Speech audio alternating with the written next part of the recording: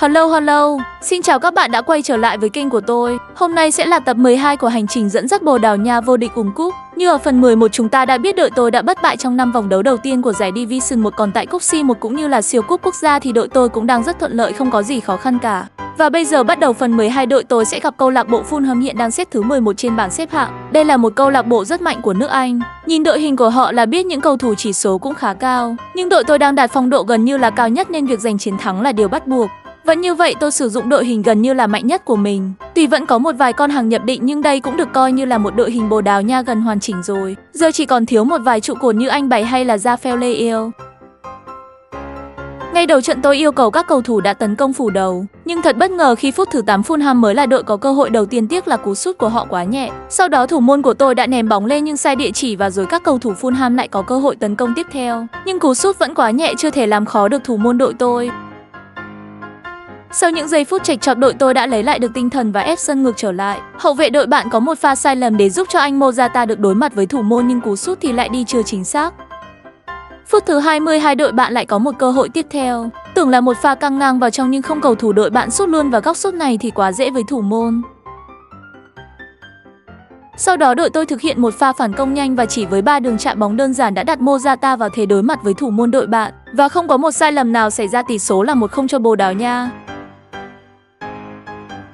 Phút thứ 39 đội tôi tiếp tục tấn công. Lần này bóng được đưa ra cánh phải cho Chinsao. Sau đó anh ta có một đường căng ngang và quá đẹp, chỉ tiếc là Morata bật cao lên đánh đầu nhưng không thể thắng được thủ môn đội bạn và chỉ được một quả phạt góc.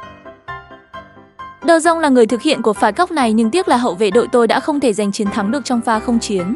Sang hiệp 2 được 5 phút đội bạn đã có cơ hội đầu tiên và cũng là bàn thắng gỡ hòa. Người ghi bàn là Jimenez của Mexico.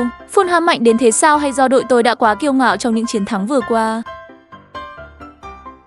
Không thể để hòa trận này được, đội tôi đã lập tức ép sân ngược trở lại. Và rồi phút thứ 65 Ramos đã tung ra một cú sút trái phá nhưng bóng lại đi đúng vị trí thủ môn đội bạn và bàn thắng thứ 2 vẫn chưa tới. Phút thứ 78 Fulham có một pha tấn công. Ôi thật nguy hiểm nhưng may quá cú sút của tiền đạo đội bạn bóng đã đi ra ngoài, chứ của này mà vào thì gần như đội tôi hết cơ hội. Và thời gian bù giờ là 3 phút, đội tôi thực hiện một pha tấn công cuối cùng nhưng bóng được treo vào là quá sâu và thủ môn đội bạn đã ôm trọn trái bóng. Như vậy hết giờ tỷ số là 1-1, đội tôi chỉ giành được 1 điểm sau trận đấu này. Có lẽ các cầu thủ vẫn đang quá kiêu căng, tôi cần về chấn chỉnh lại họ ngay. Tất cả phải giữ được đôi chân luôn đặt trên mặt đất chứ không phải thắng được vài trận là tưởng mình hay mình mạnh. Và như vậy qua 6 trận đội tôi có 16 điểm với 5 chiến thắng và 1 trận hòa. Đây vẫn là con số rất ấn tượng. Trận hòa vừa qua chưa có gì là quá khó khăn cả. Còn bây giờ đội tôi sẽ bước vào loạt đấu cuối cùng của vòng bảng C1 và lần này đội tôi sẽ gặp Braga. Chỉ cần hòa là chắc chắn đi tiếp, vì vậy mục tiêu là rất dễ dàng. Braga cũng là một câu lạc bộ trung bình và so với Bồ Đào Nha bây giờ thì đội tôi trên cơ hẳn. Nên hòa cũng là điều không thể chấp nhận được mà phải là một chiến thắng.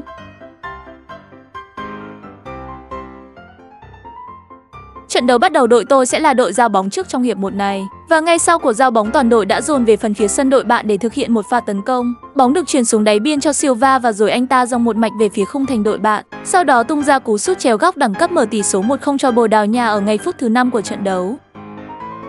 Trận đấu diễn ra giằng co cho tới phút thứ 35 đội tôi mới có cơ hội tiếp theo. Jota có một cú sút ra ngoài vòng 16m50 rất tăng, tiếc là bóng đi vượt qua khung thành trong gang tấc.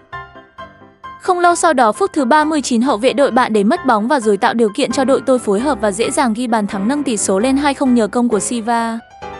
Tới những giây phút cuối cùng của hiệp 1 đội tôi vẫn miệt mài ép sân. Và đây là một pha phối hợp quá đẳng cấp ở cuối biên. Sau đó bóng được truyền ra cho Quen, tiếc là cú đánh đầu của anh ta không đi trúng khung thành.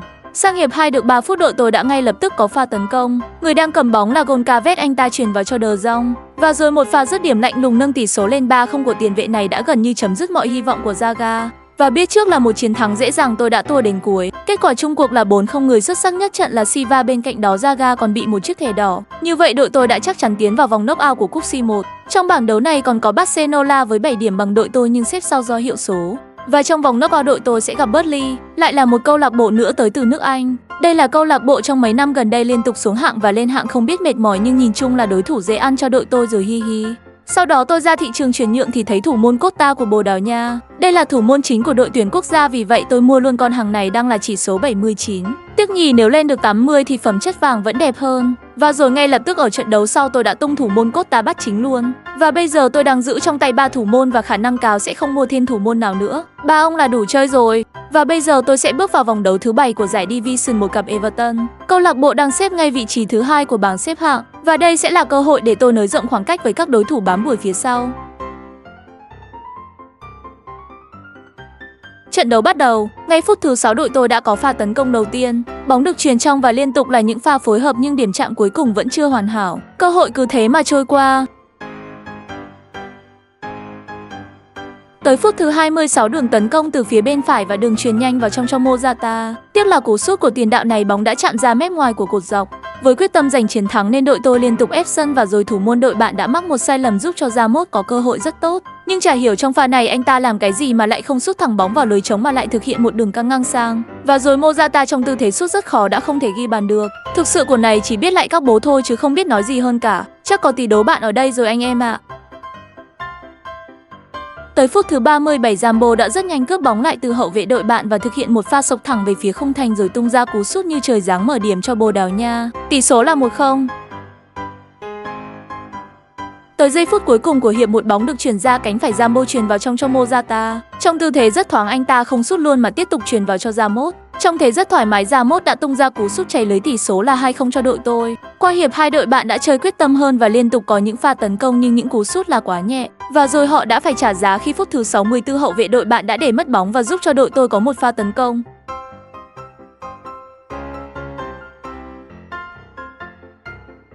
Bóng được chuyền xuống đáy biên sau đó chuyền vào trong nhưng ở của này Zambo đã bị đặt vào thế khó và không thể có cú dứt điểm chính xác được. Tới phút thứ 78 Jota đang dong bóng ở cánh. Quan sát thấy Goncalves chạy lên anh ta liền thả của bóng vào và đặt Goncalves vào tư thế rất trống trải rồi điều gì đến cũng phải đến. Tỷ số là 3-0 cho Bồ Đào Nha. Tới những giây phút cuối cùng Everton chỉ còn lại những chút sức lực để vùng vẫy. Liên tục là những pha sút xa hay là đánh đầu thì đều không thể đánh bại được đội tôi. Và cuối cùng đội tôi đã có chiến thắng 3 sao trước đội top 2 bảng xếp hạng là Everton. Như vậy khoảng cách đã được nới rộng ra là 6 điểm, một con số quá an toàn khi phong độ đội tôi đang bay cao. Thế này khéo lại vô địch sớm thôi. Sau đó tôi vào thị trường chuyển nhượng và trời ơi cái gì kia. Một lúc ra 2 cầu thủ vàng của Bồ Đào Nha, trong đó có một huyền thoại đó là anh Ronaldo. Và ngoài ra còn có anh Bernardo Silva. Quá đẳng cấp luôn. Bên cạnh đó còn được bonus thêm thủ môn cực tấu hài đến từ MU đó là ông Haha. Và chắc chắn rồi tôi sẽ dùng kim cương để khóa anh Bảy và anh Silva lại. Nhưng vấn đề bây giờ là tôi đang thiếu rất nhiều vàng và cách nhanh nhất kiếm vàng ngay lập tức đó là đá event. Đợt này event hơi bèo khi cả giải thưởng chắc được tầm 1.000 vàng thôi. Và sau khi đá event tôi đã được hơn 2.000 vàng đủ để mua anh Ronaldo. Vì vậy không ngần ngại tôi đã xúc anh Bảy luôn. Từ lúc khóa đến lúc tôi đá xong event là mất khoảng tầm 30 phút anh em ạ. Và thời khắc huy hoàng đến đây rồi. Chính thức tôi đã mời được anh Bảy về lại đội hình của Bồ Đào Nha để chuẩn bị mở ra kỷ nguyên mới cho Sele Cao châu Âu.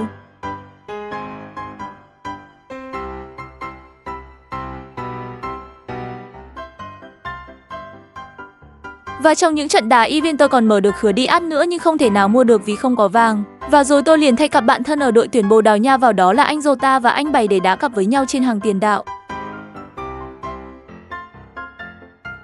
Trận đầu tiên anh Bảy được đá chính cho đội hình Bồ Đào Nha dưới thời của tôi đó là trận gặp West Ham tại vòng 16 của giải siêu cúp quốc gia. Đây là đối thủ dễ nhai để anh Bảy có thể ghi bàn thắng đầu tiên trong màu áo đội tuyển dưới thời Bép Vũ. Và trận đấu bắt đầu, ngay phút thứ 9 anh Bảy đã có ngay một siêu phẩm bằng một pha sút xa quá đẳng cấp. Trời ơi thế này thì các đội tuyển chuẩn bị rổ mà đựng bóng đi thôi chứ anh Bảy đá như thế này khéo phải 2 đến 3 bàn một trận. Tiếp tục phút thứ 20 đội tôi đang kiểm soát bóng và thực hiện một pha tấn công nhưng tiếc là hàng hậu vệ đội bạn đã chơi khá tỉnh táo. Tới phút thứ 40 thấy anh Bảy di chuyển đờ rong có pha chuyển rất đẳng cấp đặt anh Bảy vào thế đối mặt với thủ môn. Tiếc là cú sút đã đập trúng cột dọc bay ra ngoài, không thì anh Bảy đã có ngay cú đúp trong lần đầu ra sân. Sang hiệp 2 đội tôi vẫn không ngừng ép sân và phút thứ 53 anh Jota đã không thể đánh bại được thủ môn đội bạn sau cú sút xa của mình. Tới phút thứ 61 đội bạn có một pha tấn công. Tôi nhìn pha này giống Việt vị rồi nhưng trọng tài thì không cho là thế. Và đội họ suýt có một pha gỡ hòa may và bóng đã đi trượt khung thành trong gang tấc. Phút thứ 77 đội tôi tấn công ngược trở lại. Bóng được truyền ra biên cho Chin Sao, sau đó anh ta liền truyền vào trong cho anh Bảy. Bên trong anh Bảy bật cao lên đánh đầu nhưng tiếc là thủ môn đội bạn đã chơi quá xuất sắc trong pha này. Ngay sau đó vài phút đội tôi lại set up một pha tấn công. Lần này thì Morata đã ghi bàn nâng tỷ số lên 2-0 sau đường căng ngang rất ngọt nước của anh Bảy. Anh Bảy quá toàn diện, vừa ghi bàn đẳng cấp mà nhãn quan chiến thuật quá thông minh. Tới những giây phút cuối cùng đội tôi đã thực hiện một pha tấn công và rồi bàn thắng thứ 3 đã đến nhờ công của Morata. Như vậy trận đấu kết thúc với tỷ số 3-0. Đội tôi tiếp tục có chiến thắng, qua đó bước vào vòng tứ kết quả giải siêu cúp quốc gia gặp Burnley. Như vậy tôi sẽ gặp Burnley 2 lần ở vòng knock-out thứ 2 của cúp C1 và tứ kết quả giải siêu cúp quốc gia. Có duyên phết đấy chứ. Còn bây giờ tôi sẽ quay lại giải Division 1 gặp đội tuyển Glasgow. Đội này đang xếp thứ 7 trên bảng xếp hạng. Đây là một đối thủ rất quen mặt với tôi và những lần đối đầu với họ đội tôi đều giành chiến thắng. Sau đó tôi vào thị trường chuyển nhượng và trời ơi cái gì đây? Chạy KPI cầu thủ Bồ Đào Nha hay sao mà lại tiếp tục ra hậu vệ cánh trái Nuno Mendes hay còn gọi là bố của Lê Minh Gia Mẫn. Và tôi tiếp tục khóa khứa này lại. Bên cạnh đó còn một tiền vệ Vitinha nữa. Nhưng Vitinha này phẩm xanh thôi, còn khứa Vitinha phẩm vàng thì chưa ra. Trong trận đấu tiếp theo gặp Glasgow, đội tôi sẽ được đá trên sân nhà và có sự phục vụ của anh Bảy. Tôi nghĩ rằng sẽ là một trận đấu hủy diệt nữa của đội tuyển Bồ Đào Nha, hi hi.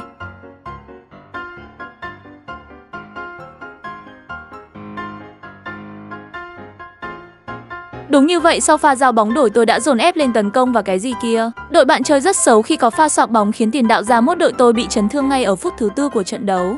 Nhưng tình huống vẫn chưa kết thúc nên tôi chưa thể thay được khứa này ra. Và rồi cũng chính là anh ta đã có đường chuyền xuống rất đẹp cho anh Bảy ở phút thứ 15. Tiếc là cú dứt điểm của anh Bảy đã đi không trúng đích.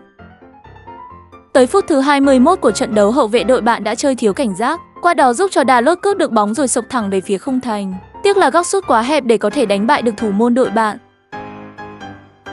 Tới phút thứ 25, Morata có đường chuyền đẳng cấp xuống cho anh Bảy. Trong tư thế đối mặt với thủ môn, cú sút của anh Bảy là quá tuyệt vời nhưng vẫn thiếu đi một chút chính xác. Tỷ số vẫn là không đều. Tới phút thứ 37 của trận đấu, lại là anh Bảy và lần này anh Bảy đã bị phạm lỗi bằng một pha sạc sau cực kỳ nguy hiểm. Đội tôi được lợi thế và tình huống vẫn diễn ra nhưng Morata đã sút đập cột dọc này ra. Qua đó đội tôi được đá phạt.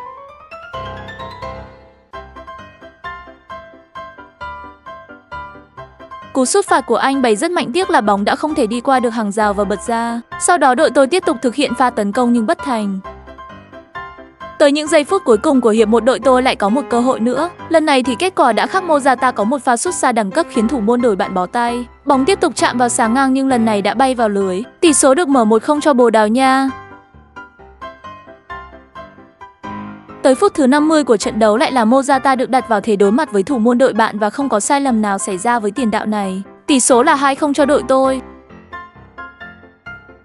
Mai tới phút thứ 82 của trận đấu, đội bạn mới có một pha tấn công cực kỳ nguy hiểm, nhưng thủ môn Costa đã ra vào hợp lý để hóa giải pha tấn công đó. Tiếp tục là sự quyền kiểm soát của Glasgow nhưng kết quả vẫn vậy, đã bị hậu vệ đội tôi phá ra. Và như vậy kết thúc trận đấu, tỷ số là 2-0 nghiêng về đội tuyển Bồ Đào Nha. Qua đó đội tôi đã tích góp thêm được 3 điểm tại giải Division 1.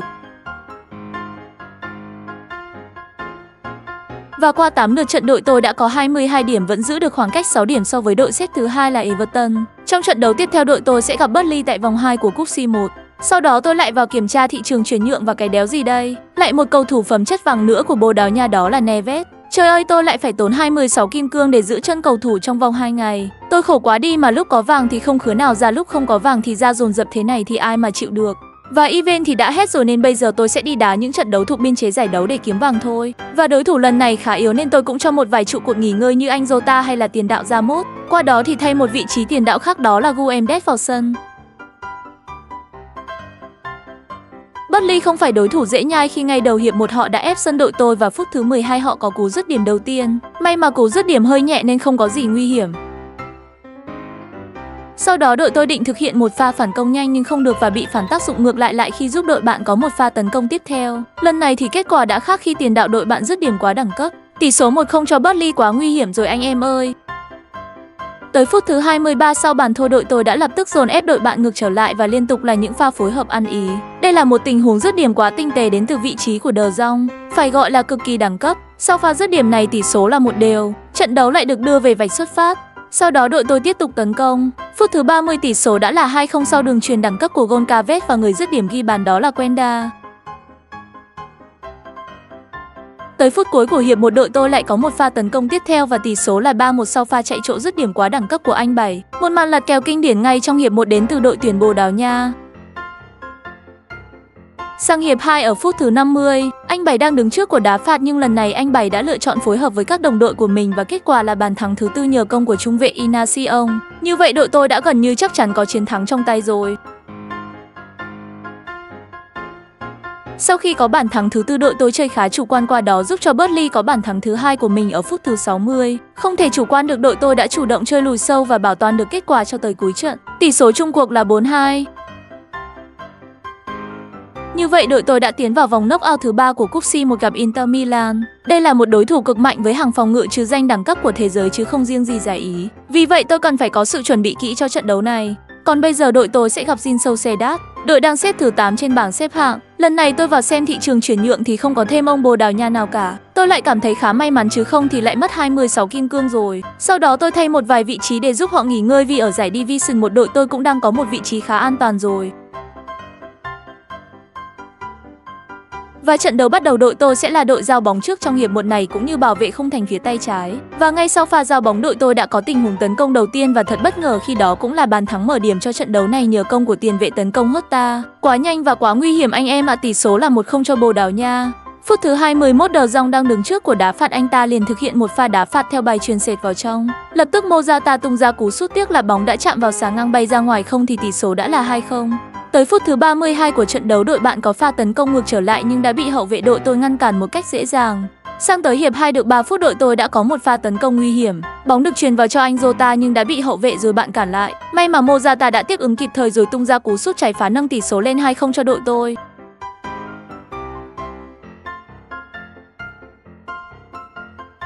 Tới phút thứ 58, đội tôi có pha tấn công tiếp theo. Lần này Morata là người truyền và người ghi bàn dứt điểm là anh Jota. Tỷ số là 3-0. Chưa dừng lại ở đó, đội tôi vẫn tiếp tục hủy diệt đội bạn và tới phút thứ 65 tỷ số đã là 4-0, người ghi bàn vẫn là anh Jota. Cuối trận đội tôi đã bonus thêm cho đội bạn một bàn nữa. Như vậy kết thúc trận đấu tỷ số là 5-0 hi hi.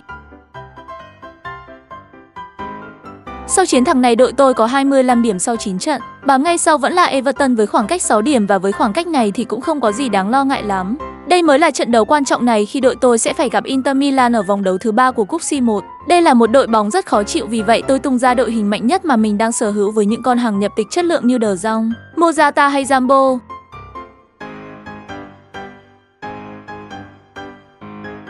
Ở trận đấu bắt đầu ngay phút thứ 7, đội tôi đã có pha tấn công đầu tiên, tiếc là cú đánh đầu của Ronaldo đã đưa bóng chạm vào xà ngang bay ra ngoài. Sao ở phần này lắm xà ngang với cột dọc thế nhỉ? Đen hết phần thiên hạ. Trận đấu diễn ra khá tẻ nhạt khi đội bạn thì dưng xe bớt trước khung thành. Mãi đến phút 40, đội tôi có cơ hội tấn công tiếp theo và rồi bàn thắng cũng đã đến sau pha solo dứt điểm đẳng cấp của Morata. Tỷ số là 1-0 cho Bồ Đào Nha.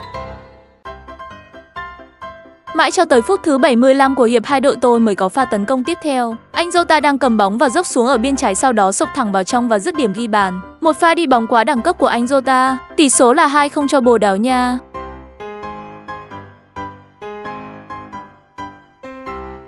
Sau đó đội bạn giao bóng và có những đường chuyền đơn giản nhưng có vẻ tinh thần họ đã xuống khi một hậu vệ đội họ đã lờ ngớ để mất bóng. Qua đó giúp cho De Jong rất thoải mái trong việc dẫn bóng về phía khung thành và tung ra cú dứt điểm đẳng cấp nâng tỷ số lên 3-0 cho đội tôi. Có lẽ cuộc tình này nên chấm dứt ở đây thôi. Và tỷ số 3-0 cũng là tỷ số cuối cùng của trận đấu này. Như vậy đội tôi đã tiến vào vòng 16 đội của cúp C1 và đối thủ tiếp theo chính là Napoli, cũng là một câu lạc bộ rất mạnh đến từ nước Ý, nhưng tầm này thì đội nào cũng phải chơi thôi. Sau đó tôi tiến vào vòng thi đấu thứ 10 gặp Monaco, một câu lạc bộ rất mạnh đến từ nước Pháp với nhiều cầu thủ chất lượng như Minamino.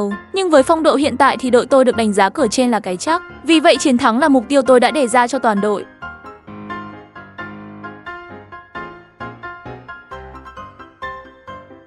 Diễn biến trên sân đã vả vào mặt tôi một cái khi mà Monaco là đối thủ không thể đùa được. Ngay những giây phút đầu tiên họ đã ép sân đội tôi.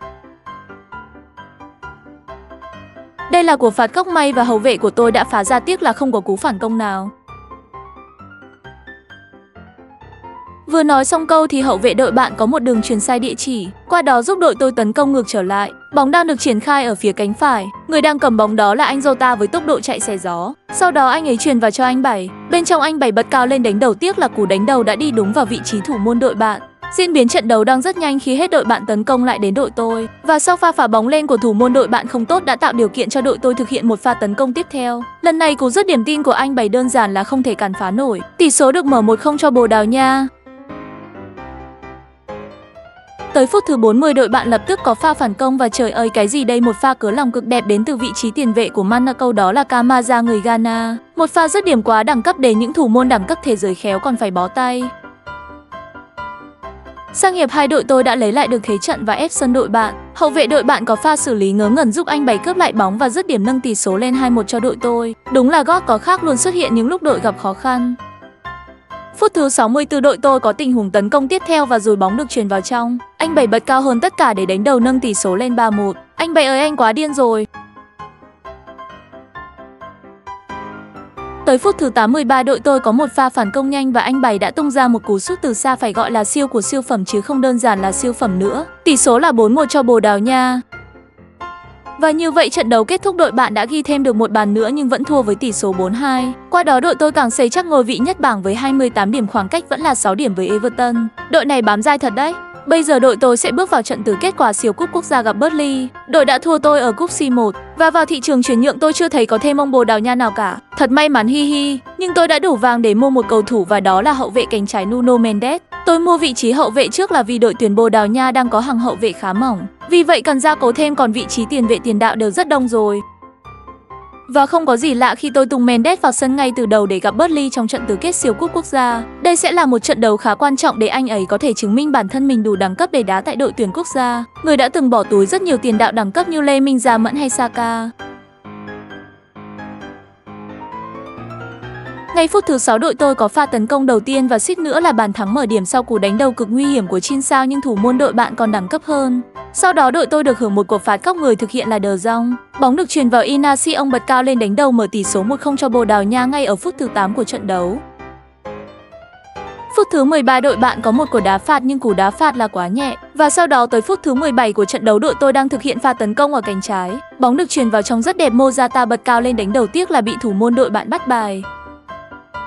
Tới phút thứ 30 đội tôi có pha tấn công tiếp theo. Trời ơi, trong một tình huống lười trống như vậy mà anh Bảy cũng không thể ghi bàn được. Trận này anh Bảy hơi đen rồi. Mãi sang tới hiệp 2 phút thứ 50 đội tôi mới có pha tấn công nguy hiểm tiếp theo. Lần này kết quả đã khác khi anh Bảy đã dứt điểm lạnh lùng để nâng tỷ số lên 2-0. Nhưng ai chê anh tôi ở hiệp 1 thì tự ăn năn hối cải đi nhé, ha ha.